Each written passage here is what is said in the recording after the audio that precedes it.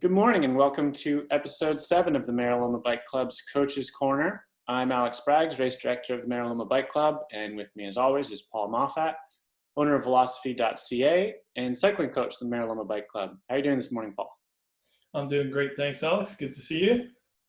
And this week we have another guest Loma on the pod today, Jac Holmes. How are you, Jacqueline? I'm doing great, thanks Alex. And so today we have a podcast that will be focused really on long rides, one of Jacqueline's specialties. So I'm glad that we have her on the podcast today. So Jacqueline, you want to talk a little bit about your riding and about any questions you have with Paul, for Paul? Sure, great, thanks. Hi everyone. So I've been riding for about 8 years, and I would say the last 3 years I've really been doing a lot of really big rides.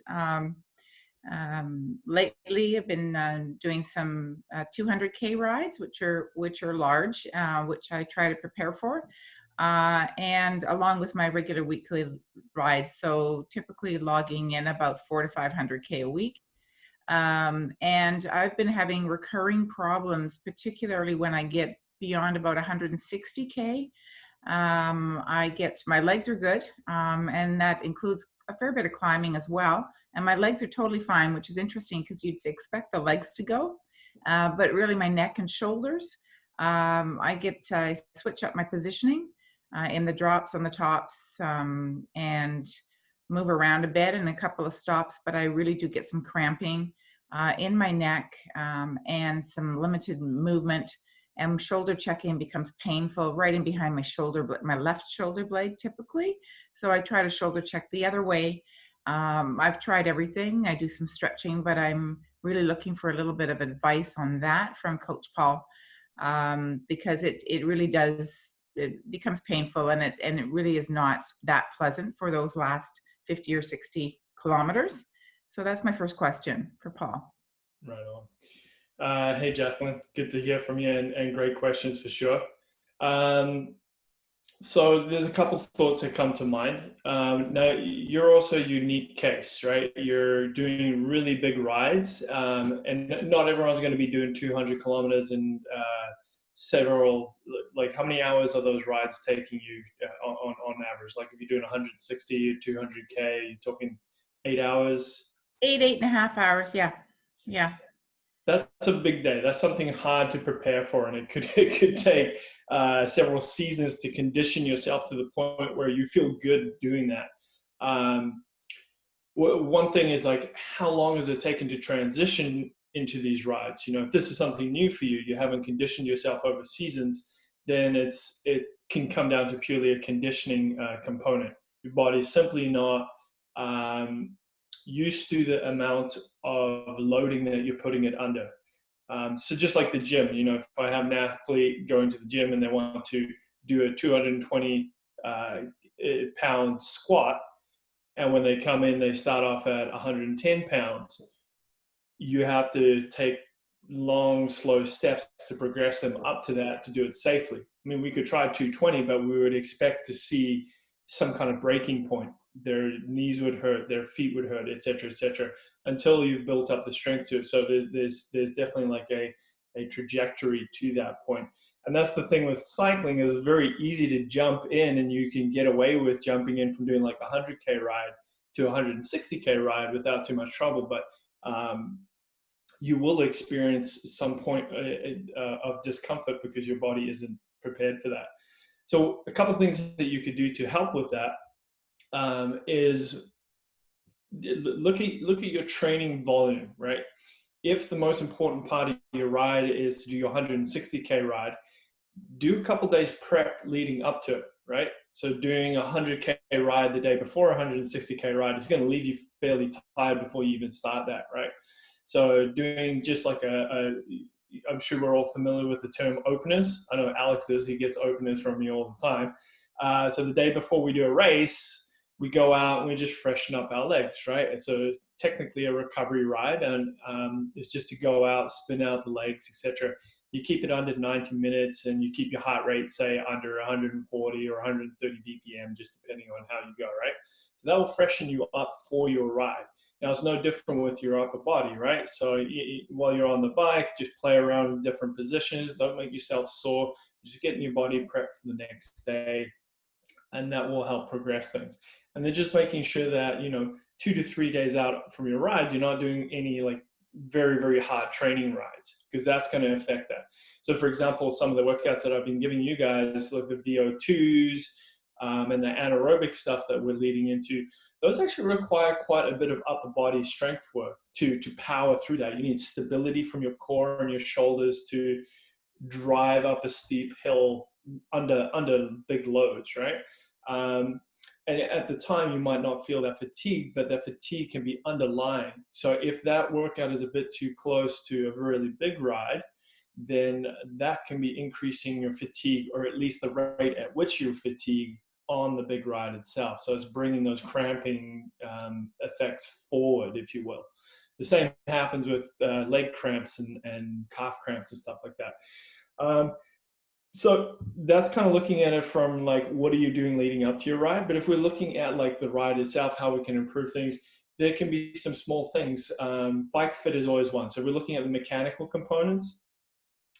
How are your bars the right width for you? Is your stem set up the right distance from your seat so that you're not overloading your shoulders too much? How the hoods of your handlebars tilted? These are all things that a really good bike fitter would be able to address. Something that I didn't even ask yet is, do you have any previous injury history?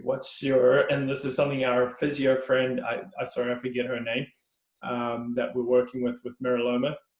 Sharon. Yeah. So Sharon, that would be something to have a look at with her, and to have it assess, like, is there an old injury that might be getting aggravated doing these long rides? And that doesn't mean that you don't have to do your long rides. It just means that maybe you do some soft tissue work or rehab exercises to address some of those old issues that you have, to help your comfort while you're on the bike. So without even going down that road yet, just by maybe having someone look at your bike fit, that could solve all your problems. Could even be something as simple as like your bar tape, right? So we know that when the pros are doing the Paris-Roubaix and the Tour of Flanders, they ride different types of bar tape, because the rides are really long and they're really brutal. So there's gravel, there's cobbles, and all sorts of other things. So they need a bit more cushioning, right? They're not looking for the same responsiveness from their handlebars and the raciness that they would normally have. In fact, some teams ride different bikes. So a lot of the teams on Specialized will ride the Roubaix model, which is completely different geometry, right? It's up a little bit, it's shorter a little bit, so you're a bit more comfortable. And they have dampening in it. And that's because of the duration of those rides and also the type of riding surfaces that they're on. So making small adjustments to things like bar tape can make a big difference as well. So that's looking at kind of the mechanical component. The other one is like looking at your training itself. Have you got, and we should ask you, have you got an upper body and a core program in your training regime? No. Okay. I can, when you're talking, I almost know what the issue is. First of all, I just like riding. So I ride a lot, and I don't know what it's like to have a short recovery ride. I'll go out for a recovery ride, and then next thing you know, it's a hammer ride, and I'm down in the drops. And my bike is quite aggressive, and it's an aero bike, so it's stiff. So I love my bike. I love being on it. It's what I do in my spare time all the time. And I don't stretch. So that's a whole other thing too about stretching. And previous injuries, I've had a few, but nothing major. I don't really typically lead up to rides. I mean, my rides are generally 100K minimum. And, the day before 200, I'll go out for 110 and then do a 200 and then take a day off and then do another 100. So it's probably too much, but I just enjoy it so much. And so I'm just trying to, and I think physio would probably help as well, for sure. Look, we're all guilty of that trying to get those big rides in, and like getting a couple and joining up to the Festa 500s, and especially the Strava challenges, right? As a coach, that's my biggest qualm with these challenges, is they tend to make athletes overextend themselves, right? And you're putting these rides back to back. So just basically what you said there, your training volume is maybe a bit too much, right? Or your riding volume. But sometimes it can just be how you're placing those rides. So if you could separate your 110 and your 160 out a little bit further, so one happens midweek and one happens, so they're not falling back to back, that could solve your issue right there. I would also just recommend dedicating, so if you have a day where you like to do Stanley Park loops and there's no reason for that, a better use of that time might be to do an upper body workout, do some shoulder presses, do some push-ups, incorporate some light core work, start working on your posture, strengthen your shoulder blades, all those things that you need. Think about how much load, like your upper body weighs something, even your arms weigh quite a bit. There's several kilograms there, right? Times that by 2. Now you have to support yourself for 8 hours on a ride. So how strong are those muscles supporting that mass? So dedicating, and just once a week could be enough at the start, just to slowly progress you up. It doesn't have to be complicated. It could be a 30 or 40-minute workout. It could be body weight. You don't have to join up to a gym or get a personal trainer. Just keep it simple and start working those muscles that you're using while you're on the bike. General guidelines, if you're going to start a exercise program, try to keep things even. So if you're doing several pushing exercises, do the same amount of pulling exercises. We work front and back, right? So even though you're trying to develop your shoulders, and maybe pushing is how you want to develop your strength for supporting your handlebars, we also want to make sure that we don't cause any asymmetries. So you want to do an equal amount of pulling exercises to counterbalance what you're doing there. Yeah, I mean, I think that's about all I have for that. And then like incorporating some basic planking exercises. Now, if you think about we've all seen everyone being in the drops, like extended out in time trial position. That is basically what a plank is, right? If you're on your elbows like that and you got your legs extended out the back, it's quite a bit more leverage. You're not going to do that for 8 hours, but can you do a really good plank with a completely flat back, with your tailbone tucked and your abs properly engaged for a minute? Because if you're having trouble doing that, then guess where a lot of that load is going to be going through? It's going to, well, in the case of the plank, it's going to go through your back, but probably your shoulders.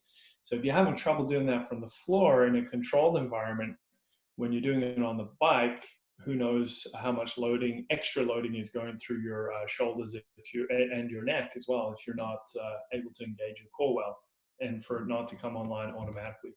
Yeah, so it's just just off the top of my head, I guess. So hopefully that answers some of your questions there. Yeah, thanks, Paul. I think that's great. I think that's a lot of good tips for a lot of our riders. Like to do a lot of kilometers, put a lot of time in the saddle, and I think those are all great tips for how to make sure you do it in a way that is controlled and ensuring that you're not going to bring too much fatigue into a long ride. I think that can be problematic. And you also spoke a bit about these Strava challenges and how that's a bit of your challenge as a coach is dealing with these Strava challenges and getting the climbing badge or the distance badge. And we also talked about in early episodes about how these zone 1 rides are really, really beneficial. And zone 1 rides, you want them to be longer, so you get the adaptations over a long period of time. So how do we kind of identify for ourselves what is a really good, healthy, long zone 1 ride, and at what point are we just accumulating, what we called earlier junk miles? Can you help us kind of tease out what the difference between the two are? Sure. I think if I can backtrack a little bit and maybe pick on Jacqueline a little bit, because she's the classic case of where a productive ride can turn into an unproductive ride, or junk miles, if you will. And you're not guiltless in this, Jacqueline. I've done it. I know Alex has done it. We've all done it. And a lot of athletes tend to do it. We go on recovery rides, right? and suddenly your recovery ride gets extended and a 2-hour ride becomes a 4-hour ride. Or you, on the day of a recovery ride, and this is the big one, you're starting your ride and suddenly your legs feel fresh, they feel good. So Tim was talking about that. What about those days when my legs feel good? And we're all guilty. Our ego kicks in and we're like, so and so just went off the front and my legs feel amazing, there's no way that's happening on my watch. Boom, you put the throttle down, you chase your buddy up the hill, you have a Strava PR at Prospect Point or whatever it is. Well, guess what? You've just turned your recovery ride into junk miles in that one split second. When you have those sensations of good legs on a ride, and that ride was a recovery ride, that is a good indication that your recovery is working. It's not finished, it's working. So you need to think of that as an investment. You need to pay it forward. So even though you feel good and you feel really tempted to go and crush it, stick to your goal for the day. So set yourself some parameters for the day before you leave the house. That's one of the best ways to stay on track. I'm going to keep my ride. If it's a true recovery ride, I would say it shouldn't be over 90 minutes. Okay, 2 hours maximum. So let's say, okay, today I'm going to keep it under 2 hours. I'm going to keep my heart rate under 140. And you stick to that, no matter how good your legs feel, no matter how many e-bikers go past you on Spanish banks. You just got to let them go. In fact, I play a little game called the fishing game, and I'm the bait. I let whoever I think I should be beating catch me on the hill, and then I let my reel out. So I let them go as far as they want to, as long as I'm staying underneath my heart rate. And then when I get to the top, I'm going to pull them back nice and slowly. So that's when you reel in your big fish. There's nothing more frustrating than getting passed by someone on the flats or you pass on the hill. So I have a lot of fun with that. So if you've ever experienced that, I apologize. I'm just playing my fishing game and doing my recovery ride. But yeah, it's important to set some ground rules before you leave the house. Now, recovery ride is different to a zone 1 endurance ride where we're trying to build a zone 1. There is some overlap there, so I don't want to confuse people, but treat your recovery rides like a proper recovery ride, okay? You're meant to recover from it. Don't be tempted to smash. Zone 1 rides, where we're doing, say, like a 3 to 5 hour volume zone 1 ride, same thing. You need to set yourself some ground rules. Most of you know what FTP is by now. So if you're using a power meter, you should be nowhere near your FTP numbers, because as soon as you hit an FTP is an anaerobic value. So you're simply not being aerobic if you're going up to FTP for longer than a few seconds. Set yourself a heart rate zone. So if you already have one tested, that'll be it. If not, you can just use a basic test.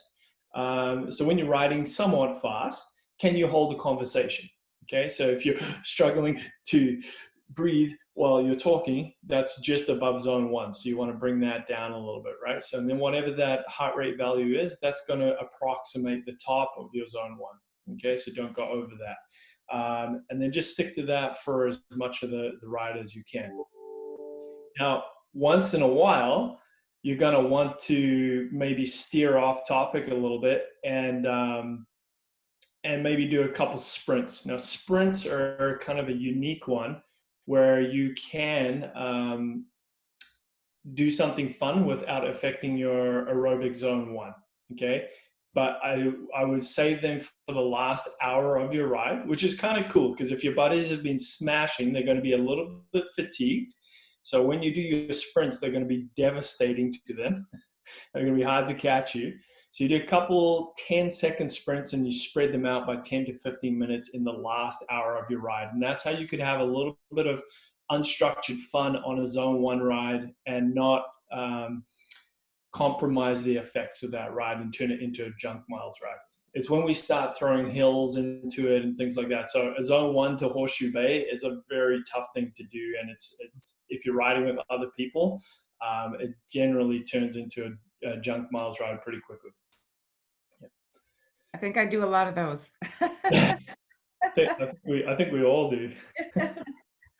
Yeah, I think that junk miles are generally the most fun, but they don't maximize the training effects, and that's the issue. So it's you kind of have to make some calls in your training about whether you're trying to maximize your fun or maximize your training. And I don't think there's anything wrong with maximizing your fun. You just got to know that you may be paying a price in bringing fatigue into a big ride that's coming up, or not getting, not raising your FTP or your VO2s in the way that you could if you were a little more controlled in your riding. Would you say that that's right, Paul? Absolutely. Moderation and moderation. You should be having fun while you're riding, right? So sometimes doing a junk miles ride where going into it, that's what it is. It's just fun with your buddies. That's great for the soul, and as great for your for the mental component, like getting what you want from riding. In the first place, that's why most of us are there. We're social creatures. We want to ride with other people, and we want to enjoy the fitness that we're accruing. So absolutely, working that into your training plan can be a good idea. The problem is when you're trying to do it before a big training ride or a big ride itself, and expecting to perform well after having a smash day. So generally speaking, we call junk mile smash days because nobody ever just does a casual ride when they're doing junk miles. They're smashing, right? And a smash day increases the rate of fatigue, right? You might not feel it, but it's there. It's underlying. When you see it is usually when you need to tap into your high end power for long periods of time. So when you're doing threshold efforts or VO2 efforts, and suddenly your legs are either like dead and heavy, or the power just isn't there. You're not able to sustain it or keep it where you want it to go. That's because of those junk miles paying you back for all that. So it can just be a matter of organizing your rides a bit so you don't compromise your training, but you can have fun with it too. So that's always something I try to take into account with an athlete is like, what do they do when they want to have fun? We definitely want to provide them that. But when we allocate time for those rides, how do I plan the rest of my week to make sure that ride doesn't implicate the results that they're trying to achieve? The other thing to think about is, this is somewhere where junk miles can really come into it. On workout days, smashing your warm-ups and smashing your cool downs, right? So really that day is all about providing your body with the necessary energy and means to do the workout as best and as close to prescribed. If you're going to put any extra smashing in, save it for the last few intervals in your workout. So if you're getting a 5x5, which we talked about in the coaching stuff this week, I think a lot of you riders did 5x4 minutes. Set aside the last two intervals. If you're feeling good, that's where you're going to get the best value from it. You're going to get a PR, most probably.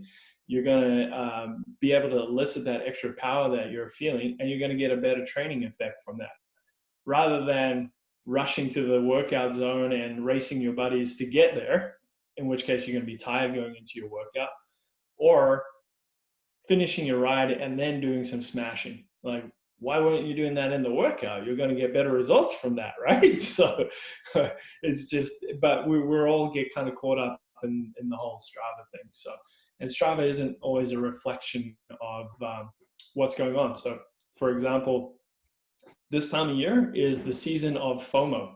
So when I see Jacqueline's ride, I don't know anything about that ride. I don't know how much pain she was in. I didn't know that she had toe cramps and a sore neck. All I see is a 200K ride, and I'm like, damn, Jacqueline's killing it. I got to step up my game, right? And it just starts to build on each other. It's something that I see with my athletes, and it's really important for me to let them know, it doesn't matter. Like, yeah, mileage is awesome, but these are all tools that fuel our ego. They don't necessarily fuel your fitness. Right. Yeah. So I think that's one of the key things there is to be able to identify when you need to take a break. So you can structure this into your training calendar by making sure that you have recovery days after harder rides, and like if you have a VO2 workout, or like we were talking earlier, you want to have a smash day, make sure you have a recovery day after that. But outside of structuring it in your calendar, And we have about 5 minutes, so we don't have too much time to go into it. But if you can give us just some highlights of things that you can, signs that you can identify that tell you maybe you should reel it back in for a day or two and recover. Like what signs are there that we can be keeping aware of to say, oh yeah, it's time for a recovery day? Right. Just from a day-to-day perspective, if you're getting mood swings, or you're just feeling tired, you're feeling like you're not getting enough sleep, even though you're sleeping like 6 to 8 hours, those are usually pretty good signs.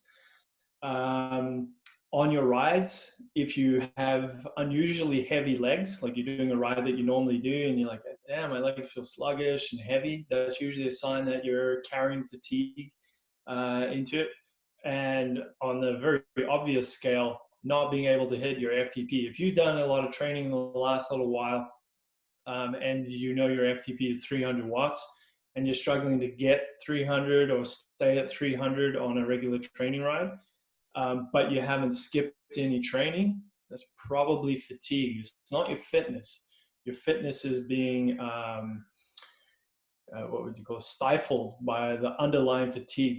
There's always a balance. You need a certain amount of fatigue to stimulate your fitness and stimulate your body to change, but that fatigue can also quickly escalate and prevent your fitness from moving forward. So it's always a balancing act, and that's why we can't smash every time we ride as much as we would all love to. Yeah. Well, thank you so much, Paul. We really appreciate all your insights, and hopefully this will allow our riders to make sure and get out and get those big rides in, and make sure that they get the most benefit out of it. So thank you so much. And Jacqueline, thank you so much for being our guest today. Okay, great. Thanks, Paul. My pleasure. And we'll see you all. I think we'll have one or two more weeks of Coach's Corner before we see you all out there on our Wednesday workout. So looking forward to that. Yeah, looking forward to it. Take care, everybody. Bye.